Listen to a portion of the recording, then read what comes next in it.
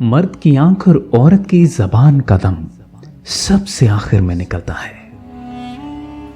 گل بادشاہ خان سے میں نے ایک دفعہ کہا تھا کہ استاد مجھے ریورس میں بھی چلانا سکھا دو۔ وہ کہنے لگا کہ یہ میرے استاد نے مجھے سکھایا ہی نہیں۔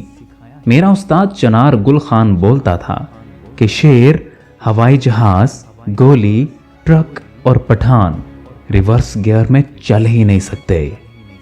20ویں صدی میں جیت انہی کی ہے جن کے ایک ہاتھ میں دین ہے اور دوسرے میں دنیا، اور دائیں ہاتھ کو خبر نہیں کہ بائیں میں کیا ہے۔ بندہ عامل کے پاس جاتا ہے کہ کام نہیں چل رہا، اور عامل 20,000 لے کر اپنا کام چلا لیتا ہے۔ بہت کم لیڈر ایسے گزرے ہیں جنہیں صحیح وقت پر مرنے کی سعادت نصیب ہوئی۔ جو بیوی اپنے شوہر کو ساتھ ساتھ لیے پھرتی ہے وہ اس بلی کی مانند ہے جو چوہے کو مارنے کے بعد بھی اس سے کھیلتی رہتی ہے۔ میں نے آج تک کوئی لاغر مولوی نہیں دیکھا۔ بھرے پیٹ عبادت اور شب زندہ داری اور خالی پیٹ عیاشی نہیں ہو سکتی۔ یوں میرا دادا بڑا جلالی تھا۔ اس نے 6 خون کیے اور 6 ہی حج کیے، پھر قتل سے توبہ کر لی۔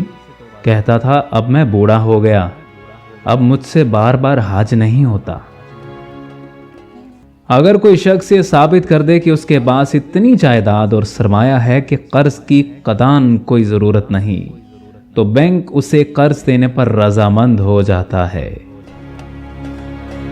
بڑھاپے کی شادی اور بینک کی چوکیداری میں ذرا فرق نہیں۔ میرا خیال ہے کہ حالات حاضرہ پہ تبصرہ کرتے وقت جو شخص اپنے بلڈ پریشر اور گالی پر قابو رکھ سکے وہ یا تو ولی اللہ ہے یا پھر وہ خود ہی حالات حاضرہ کا ذمہ دار ہے۔ مشتاق یوسفی کہتے ہیں چہل قدمی کے دوران چند دن میں ایک محترمہ سے تعلق ہو گیا۔ اس نے پوچھا کہ آپ کیا کرتے ہیں؟ میں نے کہا کتابیں لکھتا ہوں محترمہ۔ چنانچہ اس نے کتابیں لے کر پڑھی۔ اگلے ہفتے میں نے پوچھا کتاب کیسی لگی؟ بولی شکل سے تو آپ اتنے بچے نہیں لگتے۔ سام کا زہر کینچلی میں اور بچھو کا دم میں ہوتا ہے، بھیڑ کا زہر ڈنک میں ہوتا ہے اور پاگل کتے کا زباں میں۔ واحد انسان حیوان ہے جو اپنا زہر دل میں رکھتا ہے۔